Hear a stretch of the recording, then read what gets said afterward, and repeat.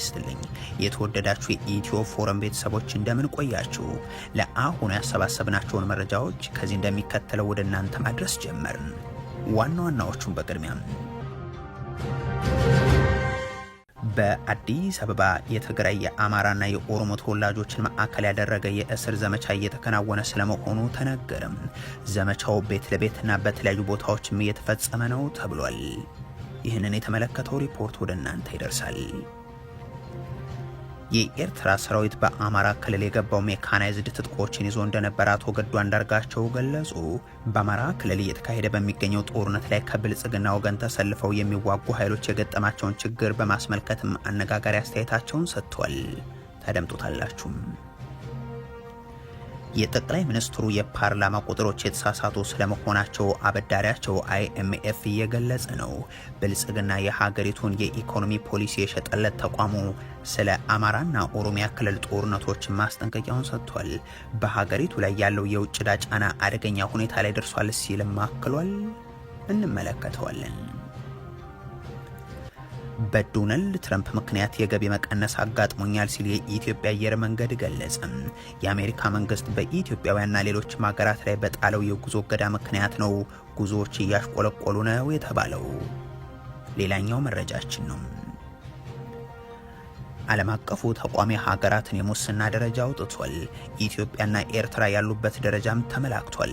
የተወደዳችሁ የኢትዮ ፎረም ቤተሰቦች አብራችሁን ስትቆዩ እነዚህንና ሌሎችን መረጃዎችን ትሰማላችሁ። መልካም ቆይታ ይሆንላችሁ።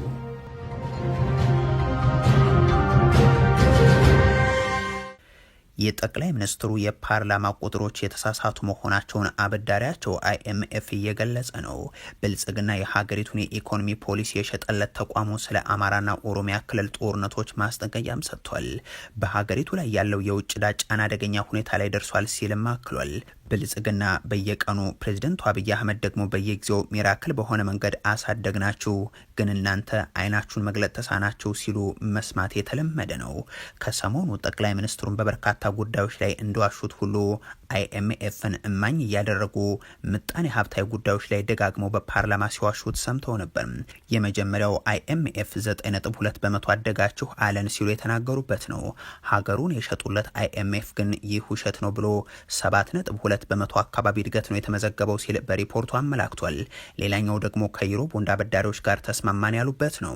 ከሁሉም የዩሮ ቦንድን ጨምሮ ተስማምተናል፣ ተቀብለውታል የኛም ፕሮፖዝ። ይህንንም እንኳን ዓለም አቀፉ ተቋም የአህመድ ሺዴው የሳቸው ተቋምም አበዳሪ ሀገራት ያቀረብነውን ጥያቄ ውድቅ አደረጉብን በሚል መግለጫም ውድቅ ማድረጋቸው አይዘነጋም። እንዲያውም እነዚህ አበዳሪዎች ጉዳዩን ሀገሪቱ ያለባትን ዕዳ ባለመክፈሏ ምክንያት በለንደን ፍርድ ቤት ክስ ለመመስረት እየተዘጋጁ ስለመሆናቸው መዘገቡም ይታወቃል። ጠቅላይ ሚኒስትሩ ግን ይቀጥሉና የህዝቡን የኑሮ ውድነትን አሻሽለነዋል ሲሉ የተናገሩበት ይገኝበታል። መብራት፣ ውሃ፣ ነዳጅ ወዘተ እጅግ ርካሽ የምናቀርብ መንግስት ነን። የዋጋ ንረትን ባለ አንድ ዲጂት አደረስኩት፣ አሁን 9.7 በመቶ ላይ ይገኛል ሲሉም ተሰምተው ነበር። ዘንድሮ 9.7% ወይም ሲንግል ዲጂት ገብቷል ኢንፍሌሽን። ይሄ ትልቅ አቺቭመንት ነው፣ ትልቅ ድል ነው።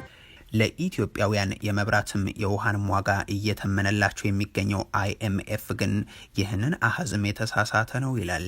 የአይኤምኤፍ ሰሞንኛ ሰነድ የዋጋ ግሽበት አሁን ያለበት 17.6 በመቶ ላይ ስለመሆኑም ጠቅሷል።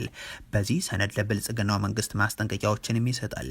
የመጀመሪያው የሀገሪቱን ኢኮኖሚ አደጋ ውስጥ የጣሉ ናቸው ያላቸውን ጦርነቶችን አቁሙ የሚል ነው። ሰነዱ በአማራ በኦሮሚያና በትግራይ ክልል ግጭቶች ሊባባሱ እንደሚችሉና ኢኮኖሚውንም ሊያናጉ እንደሚችሉ፣ ይህ ደግሞ የምግብ እጥረት ሊያስከትል እንደሚችል ያነሳል። ጦርነት ለማስቀረት መንግስት በሰላማዊ ንግግር ችግሮችን እንዲፈታና የሰብአዊ እርዳታ አቅርቦትን እንዲያረጋግጥም ያሳስባል። ተቋሙ የሀገሪቱ ብድር ከአጠቃላይ የሀገራዊ ምርት አንጻር ያለው ጥምርታም የማክሮ ኢኮኖሚ ማሻሻያው ሲጀመር ከነበረበት 35.4 በመቶ ተነስቶ በአሁኑ ወቅት ወደ 50.3 በመቶ ማሻቀቡን በሪፖርቱ ላይ ገልጿል። በአንጻሩ መንግስት የበጀት ክፍተቱን ከ1.5 በመቶ ወደ 0.6 6 በመቶ ለማውረድ አቅዶ የነበረ ቢሆንም የበጀት ክፍተቱ ግን በአሁኑ ወቅት አሻቅቦ 3 በመቶ ደርሷል። እንዲህ ያለ ሁኔታ ውስጥ ነው ያለው የሚለው አይኤምኤፍ ለብልጽግና ትዕዛዞቹን ይቀጥላል። መንግስት የስኳር ፋብሪካዎቹን ለመሸጥ በቅርቡ በድጋሜ ዓለም አቀፍ ጨረታ እንደሚያወጣ ሪፖርቱ የጠቆመ ሲሆን ፋብሪካዎቹ ባሉባቸው አካባቢዎች የጸጥታ ሁኔታዎች ካልተሻሻሉ ግን እቅዱ ላይ ሳካ ይችላልም ይላል። በዚህ ወር መጨረሻ ድረስ ደግሞ ለነዳጅ ሲደረግ የቆየው ድጎማ ሙሉ በሙሉ ይነሳል። በየጊዜው ሲደረግ የቆየው የነዳጅ ድጎማን ማንሳት ሲጀመር እስካሁን የዲዝል ድጎማ በ42 በመቶ የቀነሰ ሲሆን የጋዞሊን ድጎማ ደግሞ በ43 ከመቶ ቀንሷል። በተመሳሳይ የኤሌክትሪክ ታሪፍን በየጊዜው እየጨመረ ይቀጥላል። ለማዳበሪያ የሚደረገው ድጎማም ቀስ በቀስ ይነሳል ይላል ሰነዱ።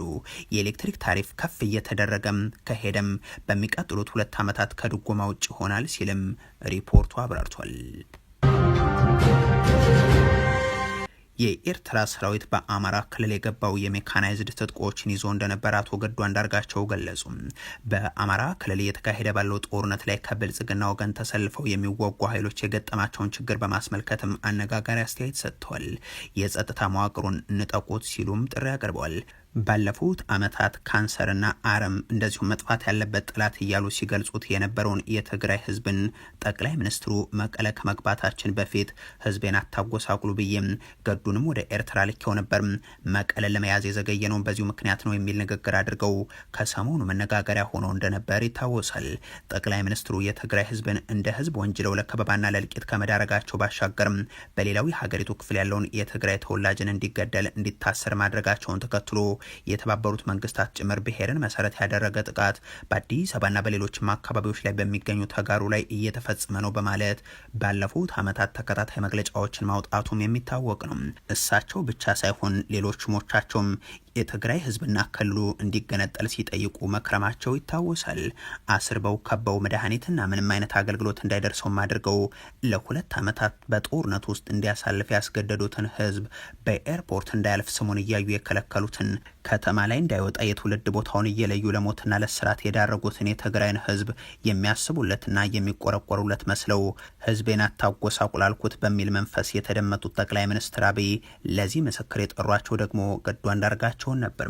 አቶ ገዱም ወደ ኤርትራ መላካቸውን አምነው ሆኖም ግን ጠቅላይ ሚኒስትሩ እንዳሉት ከመቀለ መያዝ በፊት ሳይሆን ከ2 ወራት በኋላ ጥር የመጀመሪያው ሳምንት 2013 መጓዛቸውን ገልጸው የተጓዙትም በአክሱም በአድዋና በሌሎችም ቦታዎች ከብልጽግና ሰራዊት ጋር ሻቢያ ባደረገው ዘመቻ የፈጸመውን ጭፍጨፋ ለማመስገንና ጦርነቱ ላይ በተገኘው ድልም እንኳን ደስ አለ ለማለት እንደነበር ከዛ በኋላም የመብት ጥሰት ተፈጸመ በሚል ዓለም አቀፍ ጫናዎች እየተደረጉ ስለሆነ ጥንቃቄ እናድርግ የሚል እንደሆነም የኤርትራ ሰራዊትም ይውጣ ብለ በፍጹም እንዳትጠይቅ ብለውም እንዳስጠነቀቋቸው የሚገልጽ ጽሑፍ አጋርተው መነጋገሪያ ሆኖ ሰንብቷል። ህዝቤን አታጎሳቁል የሚለውን የጠቅላይ ሚኒስትሩን ቃል ያነሱት አቶ ገዱ አብይ ለሰው ሞት ደንታ የሌለው አረመኔና ጨካኝ ሆኖ ሳለም ይህንን ይላል ብሎ የሚያምን ሰው ካለ ይገርማል ብለዋል። ጠቅላይ ሚኒስትር አብይ ምናልባት ከውጭ የሚመጣ ፕሬሸር ክብርና ዝናዬን ይቀንስብኛል ብሎ ካልፈራ በስተቀር በተወሰነ ደረጃ ለዛ ምላሽ የሚሆን ለጊዜያዊ ምላሽ ማስታገሻ ካልሆነ በስተቀር በመሰረቱ ለሰው ልጆች እልቂት፣ ለሰው ልጆች ጥፋት፣ በሰዎች ላይ ለሚደረግ ኢንሂውማን የሆኑ ጉዳዮች ተንተዋለ። እኔም አውቀው ይሄን ጋብዘው ያስገቡትና ከመከላከያ ጋር አቀናጅተው ያሰማሩትን የኤርትራን ሰራዊት እስከ ጎንደር ድረስ አስገብተው አዋግተው እንደነበር አቶ ገዱ በጽሁፋቸው መጥቀሳቸውም አይዘነጋም። ከሪዮት ጋር ባደረጉት ቃለ ምልልስ ላይ ደግሞ የኤርትራ ሰራዊት የተዋጋው በሜካናይዝድ ጭምር እንደነበር አብራርተዋል። ሲያልፉ በጣም በፍጥነት ከጋሸና አካባቢ ተነስተው በፍጥነት ነው ደብረታቦር ደረሱ እና ያንን ለመከላከል የኤርትራ የመካናይዝድ ዩኒቶች መጥተው እዛ ተሳተፉ። ሌላም የመከላከያ ኃይልም ከሌላ አቅጣጫ መጣ። ተረባርበው በጋራ የትግራይ ኃይሎች ወደ ሰሜን ወሎ ወደኋላ እንዲመለሱ፣ ወደ መቄት እንዲመለሱ አደረገ ማለት ነው። ጠቅላይ ሚኒስትሩ ሰሞኑን ከጠቀሷቸው አነጋጋሪ ውሸቶች በዘለለ አስተያየታቸውን የሰጡት አቶ ገዱ በአማራ ክልል እየተካሄደ ባለው ጦርነት እርስ በርስ መጠቃቃቱ እንደማይበጅና የሚሊሻና አድማ ብተና ኃይሎችም ከፋኖ ጋር እንዲተባበሩ ጥሪ አስተላልፏል። የክልሉን የጸጥታ መዋቅርንም በትብብር መንጠቅ እንደሚቻልም አንስተዋል። ከወገናቸው ጋር መቆራረጥ የለባቸው። ሁለቱም በኩል ፋኖዎችም የዛን አካባቢ ሚሊሻ ወይም ደግሞ ልዩ ኃይል ነበርክ እያሉ ከራሳቸው ህዝብ ጋር መዳማት የለባቸው። በሌላ መልኩ እንደገና ደግሞ ሚሊሻና ልዩ ኃይል ከዚህ ትምህርት ወስደው ከህዝባቸው ጎን መሰለፍ አለባቸው የሚል እምነት አለኝ። በፋኖ በኩልም ይህንን የመንግስት የክልሉን የጸጥታ መዋቅር ከቻሉ መንጠቅ ነው ጠቅላላ መዋቅሩ፣ ካልቻሉ ግን መበተን ነው እንጂ በግድያ እና በማንገላታት መሄድ በተዘዋዋሪ መንገድ አብይ አህመድ ለአማራ የአዘጋጀውን የእርስ በርስ መባላት ስልት ተግባራዊ የማድረግ ሁኔታ ስለሆነ ጥንቃቄ ያስፈልገዋል የሚል እምነት አለ። በአዲስ አበባ የትግራይ የአማራና የኦሮሚያ ተወላጆችን ማዕከል ያደረገ ዘመቻ እየተከናወነ ስለመሆኑ ተሰማ። ዘመቻው ቤት ለቤትና በተለያዩ ስፍራዎችም እየተከናወነ ነው ተብሏል። በሀገሪቱ የተለያዩ አካባቢዎች በተለይም በገጠራማ አካባቢዎች በውጊያዎቹ ድል ሲርቀው በከተሞች ውስጥ ገብቶም መግደል፣ ማሰርና ማሳደድ የብልጽግናው መንግስት የውጊያ ስልት ሆኖ ላለፉት ዓመታት በተደጋጋሚ ሲተገበር ተስተውሏል። በትግራይ ክልል እንደ መቀለ፣ አድዋና መሰል ከተሞች ላይ ግድያዎች የተፈጸሙት፣ በኦሮሚያ ክልል ነቀምቴ፣ በአማራ ክልል እንደ ሸዋሮቢትና ደብረ ማርቆስ ባሉ ከተሞችም መሰል ጥቃቶች የደረሱት በገጠራማ አካባቢዎች በሚያከናውናቸው ውጊያዎች ለሽንፈት ሲዳረግ እንደሆነ ታይቷል። በተመሳሳይ ሰሞኑን በአማራ ክልል እንደ አዲስ በምድርም በአየርም በኮማንዶ ኃይሎቹ ጭምር ውጊያዎችን ሲያከናውንበት የቆየውን የሸዋ ቀጠናን ጨምሮም በወሎና በደቡብ ጎንደር የተለያዩ አካባቢዎች ያለውን የጸጥታ ሁኔታ ተከትሎም በአዲስ አበባ የእስርና የአፈሳ ዘመቻዎች መጧጧፋቸው ሰምቷል። ከዚህ የጸጥታ ሁኔታ በተጨማሪም በከተማ የሚከናወነውን የአፍሪካ ህብረት የመሪዎች ስብሰባን ተከትሎ የሚፈጸም ነውም ተብሏል። ብሔርን ማዕከል አድርጎ የሚከናወነው የእስር ዘመቻ በደህንነት አዲስ አበባ ፖሊስና የፌደራል ፖሊስ አማካኝነት የሚከናወን ነው የሚሉት ምንጮቹ፣ ዋነኛ ኢላማዎች ደግሞ የአማራ የትግራይና የኦሮሚያ ተወላጆች ናቸው ሲሉም ገልጿል። እስራቱ በመኖሪያ ቤቶች፣ በመዝናኛ ስፍራዎችና በመንገድ ላይ የተገኙና መታወቂያ አሳይተው በተለይም የአማራ አሊያም ደግሞ የትግራይ ተወላጅ ከሆኑ እንደሚታሰሩ የሚገልጹት የተጎጂ ቤተሰቦች በለሚው ኩራ ክፍለ ከተማ ሲኤምሲ አካባቢ በሚገኝ አንድ ሬስቶራንት ውስጥ የተፈጸመውንም በማኝነት ይገልጻሉ። በድንገት ወደ ምግብ ቤቱ የገቡት የደህንነት ሰዎች መታወቂያ እንድናሳይ ጠየቁን። ለምሳ ከተሰባሰብንበት ወንበር ላይ የአማራና የኦሮሞ ተወላጆችን ይዘው ሌሎቻችንን ለቀቁን፣ እነርሱን ግን ከምሳቸው ላይ እየደበደቡ ወሰዷቸው ብሏል። በየካ ክፍለ ከተማ እንጀራ በመሸጥ የምትተዳደር አንዲት እናት ስትናገር ደግሞ እንጀራ ለመግዛት ወደ ግቢ የገቡ ደንበኞቼ፣ ሰራተኞችና በእንግድነት መጥተው የነበሩ ሰዎች በጠቅላላ ታፍሰው ተወሰዱ። ከዛ በኋላ ግን አማራ ወይንም ትግራዊ ያልሆኑት ለቀቋቸው በማለት ለኢትዮ ፎረም ተናግራለች። የብልጽግናው አገዛዝ ህዝብን በማሸበር የሚፈጸሙ የአፈሳ ወቅቶችን እንደዚሁም አመት በዓሎችን ጠብቆ የሚያከናውነው ሲሆን በዘንድሮ ዓመትም ለዘመን መለወጫ፣ ለመስቀል፣ ለጥምቀትና ለመሰል በዓላት የፈጸመው የጅምላ እስርን ጨምሮ በተለያዩ ጊዜያት ብሔር ተኮር ስርዓትን መፈጸሙን ስንዘግብ መቆየታችን አይዘነጋም። አንድ ወንድሜ ዘንድሮ ለሶስተኛ ጊዜ አሁንም ታሰረ ያለ አንድ የጉለሌ ክፍለ ከተማ ነዋሪ ከዚህ በፊት ፍርድ ቤት ሳይቀርብ ለፖሊሶች ገንዘብ እየከፈለ መለቀቁን አስታውሷል።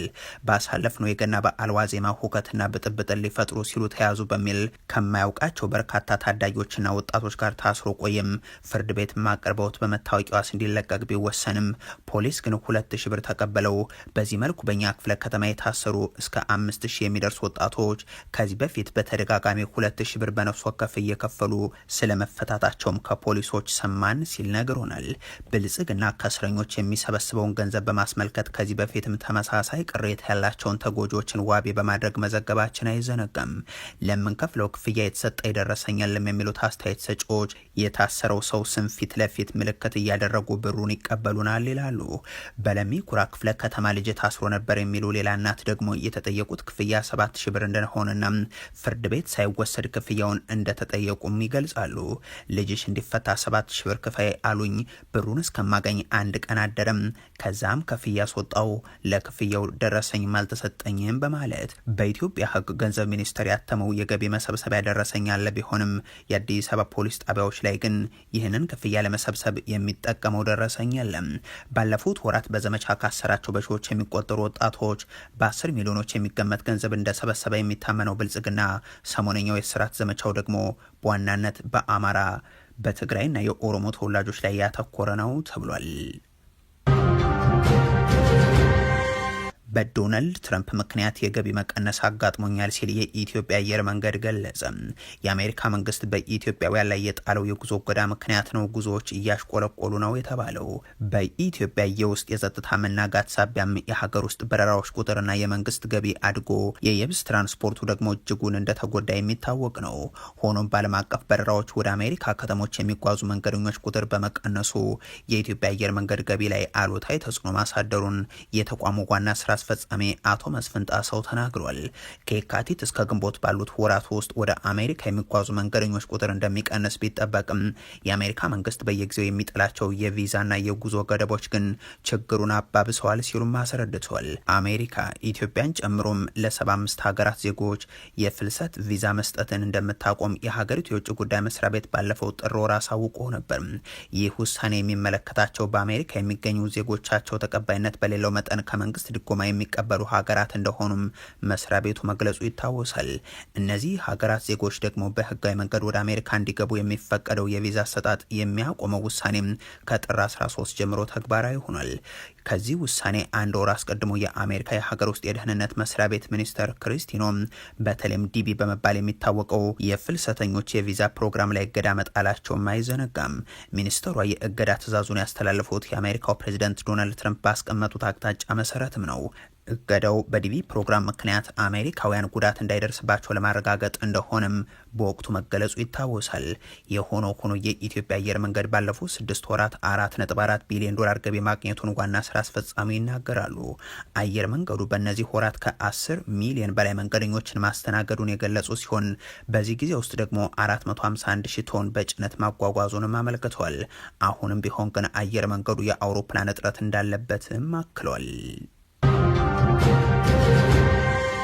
ዓለም አቀፉ ተቋም የሀገራትን የሙስና ደረጃ አውጥቷል። ኢትዮጵያና ኤርትራ ያሉበት ደረጃም ተመላክቷል። በዓለም ላይ በህዝባዊ አገልግሎቶች ዘርፍ ያለውን የሙስና ሁኔታ እየተከታተለ ዓመታዊ ሪፖርትን የሚያወጣው ትራንስፓረንሲ ኢንተርናሽናል በአውሮፓውያኑ 2025 የሀገራትን የሙስና ደረጃ ነው ይፋ ያደረገው። ይህ ተቋም በየዓመቱ በሚያወጣው የሙስና ጠቋሚ መረጃ መሰረትም ኢትዮጵያ ከ182 ሀገራት ውስጥ 96ኛ ደረጃ ላይ ተቀምጣለች። ኢትዮጵያ በአውሮፓውያኑ 2025 በተሰበሰበው መረጃ መሰረት ከ100.38 የተሰጣት ሲሆን ይህም ከአጠቃላይ የዓለም አማካይ ነጥብ 42 ከመቶ ዝቅ ያለ ነው። ጎረቤት ሀገር ኬንያ በዚህ ሪፖርት ያስመዘገበችው ከመቶ 30 ሲሆን ኤርትራ 13 ከመቶ፣ ሱዳን 14 ከመቶ አስመዝግቧል። የመጨረሻውን ረድፍ የያዙት የኢትዮጵያ ተጎራባች የሆኑ ሀገራት ደግሞ ሶማሊያና ደቡብ ሱዳን ሲሆኑ 9 ከመቶ ብቻ በማስመዝገብ ከ182 ሀገራት መካከል የመጨረሻዎቹ 2 ሀገራት ተብሏል።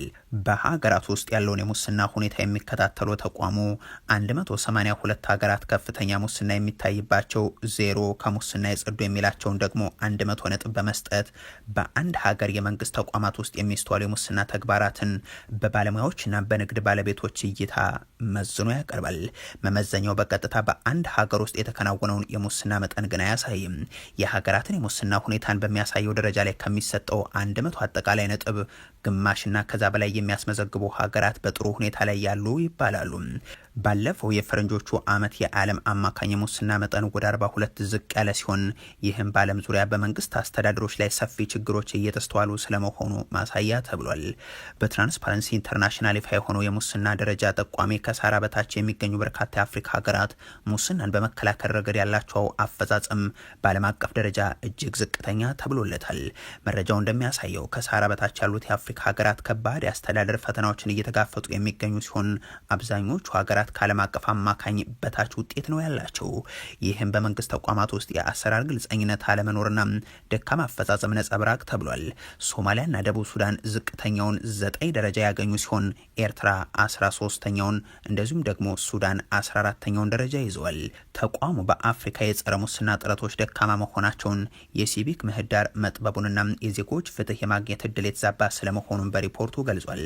በዓለም አቀፍ ደረጃ ዝቅተኛ የሙስና ደረጃ ያለባቸው ሀገራት ዴንማርክ፣ ፊንላንድ እና ኒውዚላንድ ናቸው። ኢትዮጵያ 38 ከመቶ ባገኘችበት ደረጃ በአፍሪካ የተሻሉ ተብለው የተመረጡ ቀዳሚዎቹ ሀገራት ደግሞ ሲሸልስ 68 ከመቶ በማምጣት በመቀጠል ደግሞ ኬፕ ቨርዲ 62፣ ቦትስዋና 58 እንዲሁም ሩዋንዳ 58 በማስመዝገብ ከቀዳሚዎቹ ተርታ ተቀምጠዋል። የተወደዳችሁ የኢትዮ ፎረም ቤተሰቦች ለአሁን ያሰባሰብናቸው መረጃዎች ይህንን ይመስሉ ነበር። አበቃን። ቸር ያሰማን።